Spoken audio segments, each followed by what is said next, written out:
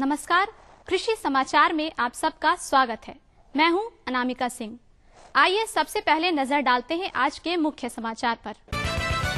धान की खेती में खरपतवार प्रबंधन के लिए करें नोजल का प्रयोग। बेहतर तकनीक से पाएं बोड़ा की खेती से लाभ। और फसलों पर कीटनाशी दवाओं के छिड़काव के लिए करें घटोर मशीन का प्रयोग। धान की फसलों में खरपतवार के प्रकोप से फसलों को काफी नुकसान होता है। फसलों के साथ बढ़ रहे खरपतवार से इसकी वृद्धि पर बुरा प्रभाव न पड़े, इसके लिए जरूरी है कि खरपतवार प्रबंधन पर विशेष ध्यान दिया जाए।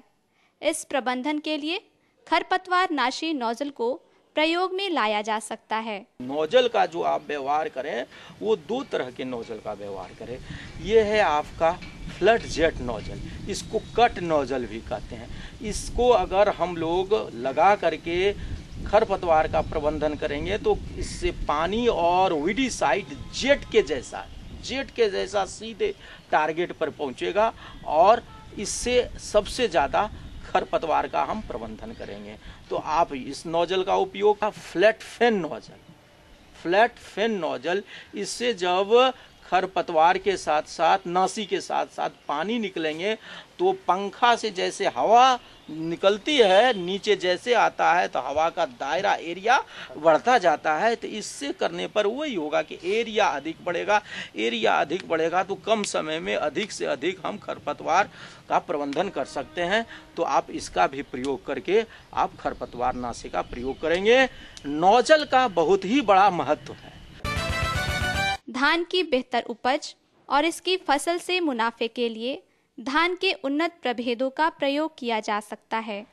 पूजा, नवीन, अजय और राजलक्ष्मी धान के प्रमुख उन्नत प्रभेद हैं। बोड़ा या लोबिया इस मौसम में पाई जाने वाली प्रमुख सब्जी है। इसकी बुआई से होने वाले लाभ के लिए इसे पर्याप्त दूरी पर लगाएं। इसे 20 से 25 किलोग्राम पर हेक्टेयर की दर से लगा सकते हैं। साथ ही 150 से 200 क्विंटल प्रति हेक्टेयर की दर से खाद एवं उर्वरक का प्रयोग करें। ऐसा करने से इसकी उपज बेहतर होने के साथ मुनाफा भी अच्छा होगा। फसलों पर कीटनाशी दवाओं के छिड़काव के लिए घटोर एक बेहतर उपकरण है। यह यंत्र 2 व्यक्तियों के सहयोग से प्रयोग में लाया जाता है। एक बाल्टी पानी के साथ कीटनाशी दवा मिलाकर उसे घटोर मशीन द्वारा खेतों में लगी फसलों पर छिड़काव किया जाता है। यह कम कीमत में मिलने वाला और आसानी से प्रयोग किया जाने वाला यंत्र है जो किसानों के लिए काफी उपयोगी है। दर्शकों, आइए अब चलते हैं मंडी की ओर, जहां आप जानेंगे मंडी के भाव में आए उतार और चढ़ाव के बारे में। लोकल प्याज 3400 रुपये प्रति क्विंटल, लाल आलू 900 रुपये प्रति क्विंटल और उजला आलू 800 रुपये प्रति क्विंटल। उजला आलू है जाकर 800 रुपये क्विंटल है और नासी वाला प्याज है 3600 रुपये क्विंटल है और लाल है देसी प्याज है 3400 रुपये क्विंटल। और आइए अब लेते हैं मौसम की जानकारी। मौसम विभाग से मिली जानकारी के अनुसार कल अधिकतम तापमान 32 डिग्री सेल्सियस तथा न्यूनतम तापमान 28 डिग्री सेल्सियस रहने की संभावना है। दर्शकों, अभी आपने खेती की नई तकनीकों, मंडी भाव और मौसम की जानकारी ली। अब आइए चलते हैं अपने अगले भाग की ओर, जहां हमारे कृषि विशेषज्ञों द्वारा आप खेती से संबंधित विस्तृत जानकारी प्राप्त कर सकते हैं। किसान भाइयों, कृषि दर्शन कार्यक्रम के इस भाग में आप सभी किसान भाइयों बहनों का स्वागत है। किसान भाइयों, खेत में लगे फसल में आवश्यकता से अधिक जल देने से फसल के उत्पादन में ह्रास तो होता ही है, जल की बर्बादी भी होती है। ऐसे में आपको सिंचाई की ऐसी पद्धति का चुनाव करना चाहिए जिससे कि उत्पादन भी प्रभावित न हो, साथ ही साथ जल की बर्बादी भी न हो। इस विषय पर जानकारी देने के लिए आज हमारे साथ हैं डॉक्टर मणिभूषण, जो वरिष्ठ वैज्ञानिक हैं भारतीय कृषि अनुसंधान परिषद पटना में। नमस्कार सर। जैसा कि आज हम लोग सर बातचीत कर रहे हैं ड्रिप स्प्रिंकलर विधि से सिंचाई विधि और उससे पानी की बचत के बारे में, तो सबसे पहले आप हमारे किसान भाइयों को बताएं कि ये ड्रिप सिंचाई क्या है। ड्रिप सिंचाई व्यवस्था का मतलब ये हुआ कि बूंद बूंद सिंचाई की, बूंद बूंद पानी का उपयोग करके किस तरह से सिंचाई किया जाए। मतलब इसमें जो है सिंचाई की ऐसी व्यवस्था होती है जो कि हमारी जो पारंपरिक जो सिंचाई की जाती है कि जिसमें पूरे खेत में या पूरे ज़मीन पर पानी फैला दिया जाता है, जिसको फ्लड इरिगेशन कहते हैं। लेकिन उसमें क्या होता है कि जहाँ पे पानी की ज़रूरत नहीं भी है वहाँ पर भी अननेसेसरी अनावश्यक रूप से पानी को फैला दिया जाता है, जिससे कि पानी की बर्बादी भी होती है और फसल को नुकसान भी पहुँचता है कभी कभी। तो इसी सब से बचने के लिए एक ड्रिप इरिगेशन की व्यवस्था की गई है। इसमें क्या है कि पानी को पाइप के माध्यम से पौधों के जड़ तक पहुंचाया जाता है और जड़ में पानी दिया जाता है, सिंचाई की जाती है, जिससे कि पानी की बर्बादी भी नहीं होती है और जितनी पानी चाहिए जिस पौधों को और जब जितनी पानी चाहिए उतनी ही पानी को दिया जाता है और इस तरह पानी की बर्बादी नहीं होती, पानी का बचत भी होता है और फसल का उत्पादन भी अच्छा होता है।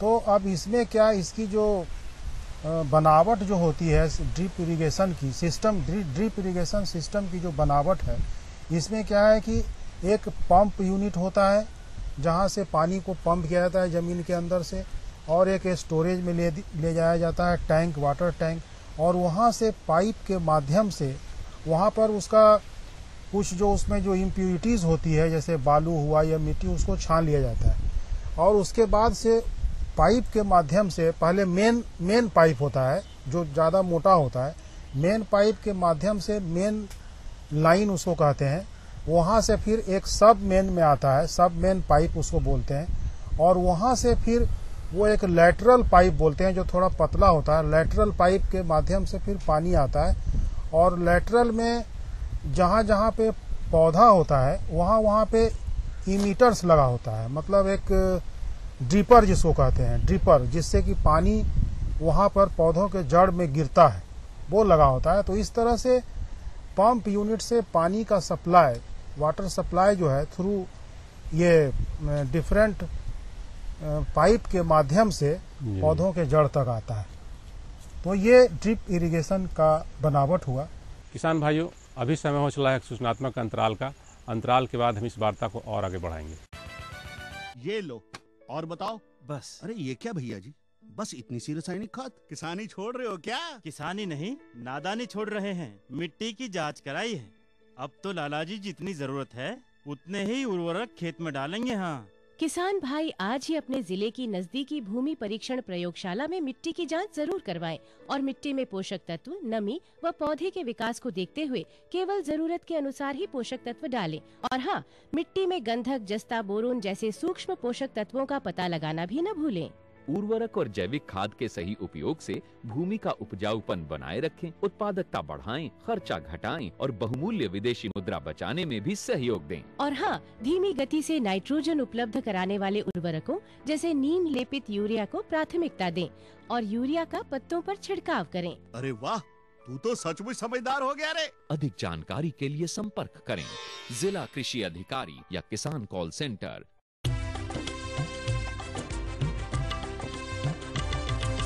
सहकारिता के बल पर विकास के लिए उठे कदम, जन सहकार की ताकत लेकर आगे बढ़ते जाएं हम। जन जन ने इस क्रांति में है विश्वास जगाया, हम सब ने मिलकर विकास का परचम है फहराया।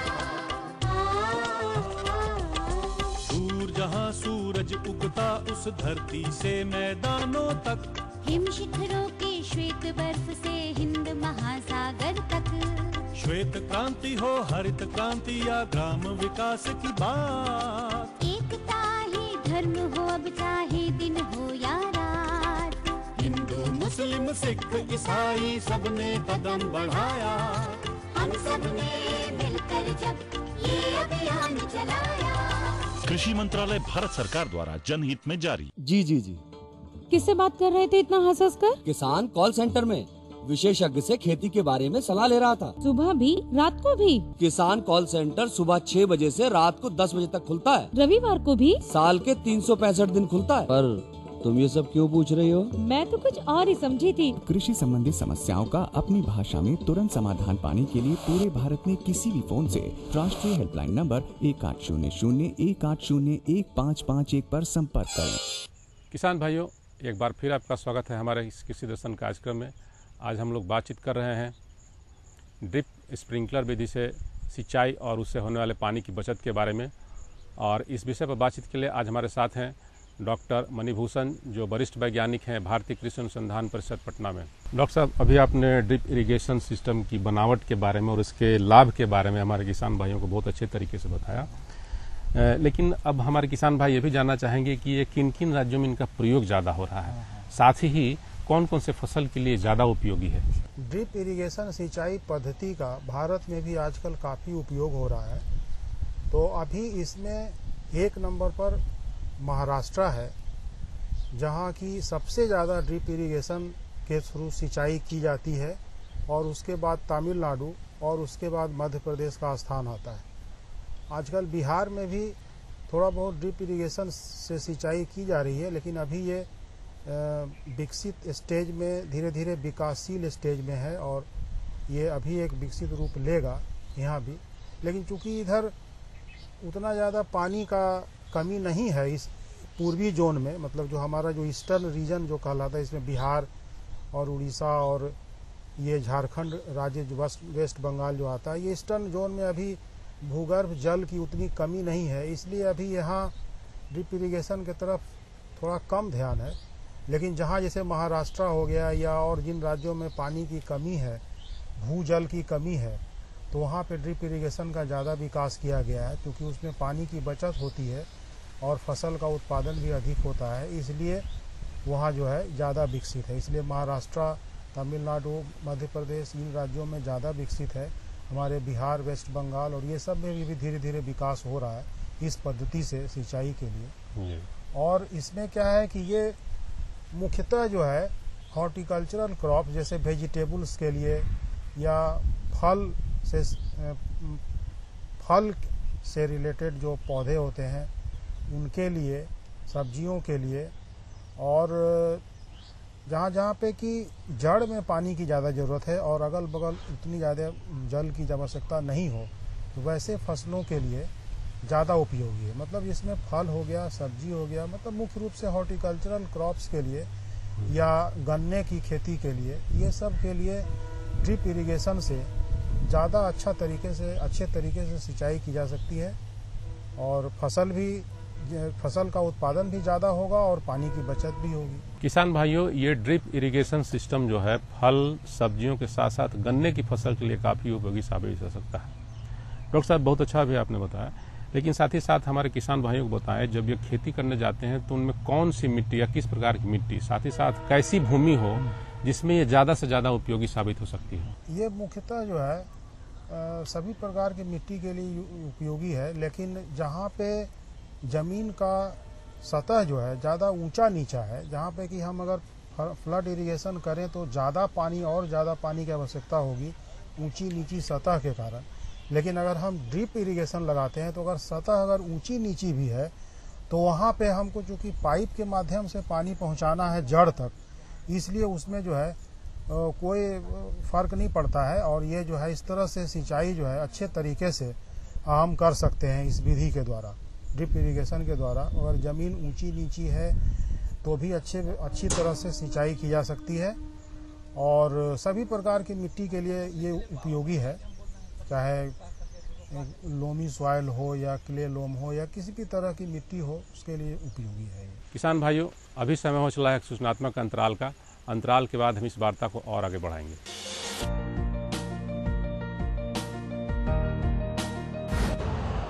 यूरिया का स्वदेशी उत्पादन 70 लाख टन बढ़ाने के लिए 6 उर्वरक संयंत्रों का उद्धार किया जा रहा है। FCIL के गोरखपुर, सिंदरी, तलचर और रामागुंडम संयंत्र, HFCL की बरौनी इकाई और BVFCL की नामरू फोर्थ। सोने पर सुहागा ये है कि देश में अब बनेगा सिर्फ नीम लेपित यूरिया, क्योंकि इससे होगा किसानों का फायदा ही फायदा। अनाज का उत्पादन 10% तक बढ़ेगा। बढ़ेगी 10 से 15% नाइट्रोजन क्षमता। किसानों के हित में बड़ा कदम, प्रधानमंत्री कृषि सिंचाई योजना। हर खेत को पानी, प्रति बूंद अधिक उपज। सिंचाई के सही तरीकों और जल संरक्षण की नई तकनीकों के साथ बढ़ेगा जमीन का जल स्तर। जिला स्तर पर होंगी सिंचाई योजनाएं। असिंचित क्षेत्रों तक पानी पहुंचाकर बढ़ेगा उत्पादन। भारत सरकार की विशाल योजना, प्रधानमंत्री कृषि सिंचाई योजना। किसान भाइयों, एक बार फिर आपका स्वागत है हमारे इस कृषि दर्शन कार्यक्रम में। आज हम लोग बातचीत कर रहे हैं ड्रिप स्प्रिंकलर विधि से सिंचाई और उससे होने वाले पानी की बचत के बारे में। और इस विषय पर बातचीत के लिए आज हमारे साथ हैं डॉक्टर मणिभूषण, जो वरिष्ठ वैज्ञानिक हैं भारतीय कृषि अनुसंधान परिषद पटना में। किसान भाइयों, ड्रिप इरिगेशन का सबसे बड़ा फायदा ये है कि ये किसी भी भूमि में उपयोगी साबित हो सकता है, चाहे वो ज़मीन उबड़ खाबड़ ही क्यों ना हो। डॉक्टर साहब, बहुत अच्छा अभी आपने ड्रिप इरिगेशन के बारे में बताया। इस सिंचाई पद्धति के अलावा सूक्ष्म सिंचाई पद्धति में एक और पद्धति है स्प्रिंकलर पद्धति, स्प्रिंकलर सिंचाई पद्धति। उसके बारे में हमारे किसान भाइयों को विस्तार से बताएं सर। स्प्रिंकलर का मतलब अर्थ ये हुआ कि फव्वारे की विधि, मतलब जिसमें एक फव्वारा के रूप में सिंचाई की जाती है। मतलब इसका एक तरह से, जिस तरह से बारिश में जिस तरह से पानी गिरता है ज़मीन पे, उसी तरह से फव्वारे के रूप में पौधों में पानी दिया जाता है। ये इस विधि को स्प्रिंकलर विधि कहते हैं सिंचाई के लिए। तो इसमें क्या है कि इसमें भी एक पंप यूनिट होता है, जिससे कि पानी को ज़मीन से निकाल कर वाटर टैंक में स्टोरेज करते हैं और वहाँ पे पानी की गंदगी को साफ करके, छान करके, वो उसी तरह से फिर मेन पाइप और सब मेन के थ्रू जो है फिर वो पतले पतले पाइप्स में आता है। और वहाँ पे राइजर्स भी एक पाइप है। उस राइजर्स के थ्रू वो स्प्रिंकलर नोजल्स होता है, जो कि ऊपर में घूमता रहता है, रोटेटिंग होता है। उसके थ्रू जो है पानी का छिड़काव किया जाता है पौधे में, एक तरह से इस तरह से घूमता हुआ। तो इस विधि से स्प्रिंकलर विधि कहते हैं इसको। और इस तरह कम पानी से अधिक एरिया की सिंचाई की जा सकती है। और इस तरह स्प्रिंकलर विधि से भी हम पानी की बचत कर सकते हैं। डॉक्टर साहब, स्प्रिंकलर विधि के बारे में अभी आपने बहुत विस्तार से हमारे किसान भाइयों को बताया। साथ ही साथ ये भी हमारे किसान भाइयों को बताया कि ये जो सिंचाई की पद्धति है, ये कैसी भूमि के लिए ज़्यादा उपयोगी है, साथ ही साथ कौन सी फसल में इसका प्रयोग किसान भाई करेंगे। डॉक्टर साहब, अभी आपने ड्रिप इरिगेशन, साथ ही साथ ये फव्वारा विधि जो उसके बारे में बहुत विस्तार से हमारे किसान भाइयों को बताया। लेकिन चलते चलते आप हमारे किसान भाइयों को ये बताएं कि ये दोनों जो सिंचाई की पद्धति है, उसका उत्पादकता पर क्या प्रभाव पड़ता है।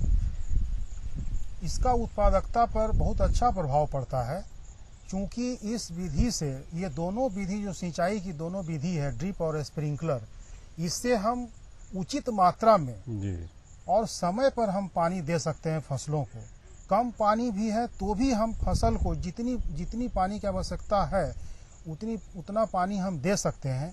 तो इस तरह क्या होता है कि फसल को सही मात्रा में पानी मिला और तो उत्पादकता बढ़ती है। जी। और इससे एक और ये जबरदस्त फायदा है कि आपको इससे श्रम की भी बचत होती है, लेबर की भी बचत होती है, ऊर्जा की भी बचत होती है। जी। क्योंकि इससे हम जो है इस विधि से, दोनों विधियों से हम पानी के माध्यम से ही फर्टिलाइजर्स या और भी कोई केमिकल्स जो कि पौधों के लिए जरूरी है, न्यूट्रिएंट्स, इन सबों को हम पानी के माध्यम से ही भेज सकते हैं। तो एक ही साथ सिंचाई भी होती है और फर्टिलाइजर और विभिन्न केमिकल्स और विभिन्न न्यूट्रिएंट्स को भी हम फसल के जड़ तक पहुंचा सकते हैं। तो इस तरह पानी की बचत, श्रम की बचत और जो है ऊर्जा की बचत और पैसों की भी बचत होती है। इसलिए किसान भाई के लिए बहुत ही उपयोगी है, क्योंकि इससे उनका पैसा बचेगा और उत्पादन में वृद्धि होगा। तो ये ज़्यादा अच्छा है, तो ये अपनाना चाहिए सब विधि आज के समय में। डॉक्टर साहब, आज आप हमारे कृषि दर्शन कार्यक्रम में आए और हमारे किसान भाइयों को इतनी अच्छी जानकारी दी, इसके लिए आपको बहुत बहुत धन्यवाद सर। किसान भाइयों, अब आपके मनोरंजन के लिए प्रस्तुत है कृषि आधारित लोकगीत एवं नृत्य।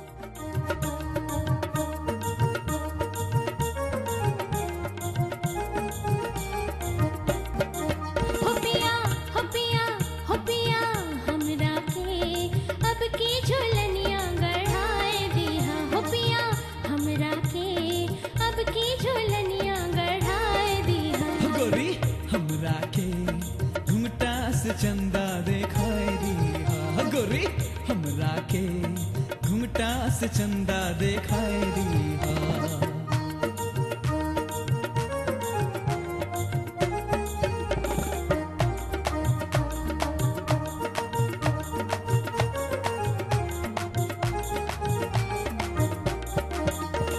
सोने के सिकरी कमर कर धनिया, सोने के सिकरी कमर कर धनिया, औची पे पहुंची गढ़ाई देबो, औची पे पहुंची गढ़ाई देबो।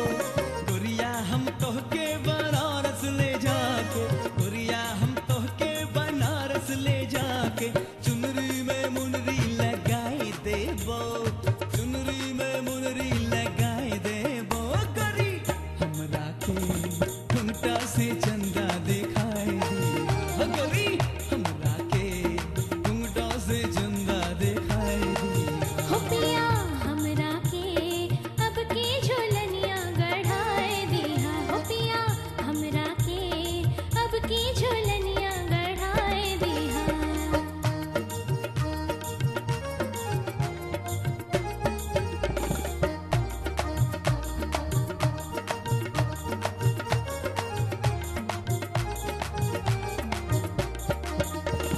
धानी के रंग में चुनरिया रंगादा, आरी आरी गोटवा लगाए दिया। धानी के रंग में चुनरिया रंगादा, आरी आरी गोटवा लगाए दिया। बिछे बिछे सलमा से तारा के झुनकी, बिछे बिछे सलमा से तारा के झुनकी, अचरा में चंदा छपाए दिया, अचरा में चंदा छपाए दिया। पिया हमरा के अब की झोलनिया गढ़ाए दिया, हो पिया हमरा के अब की झोलनिया गढ़ाए दिया। गोरी हमरा के घुंघटा से चंदा दिखाई दिया, गोरी हमरा के घुंघटा से चंदा दिखाई दिया।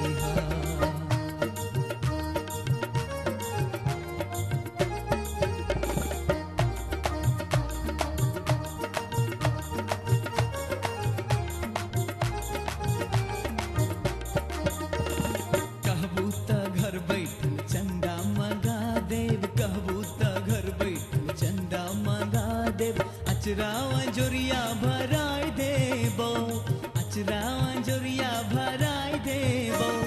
बिहने के ललकी किरनिया सजा के, बिहने के ललकी किरनिया सजा के, तोहरी डगरिया बिछाई देबो, तोहरी डगरिया बिछाई दे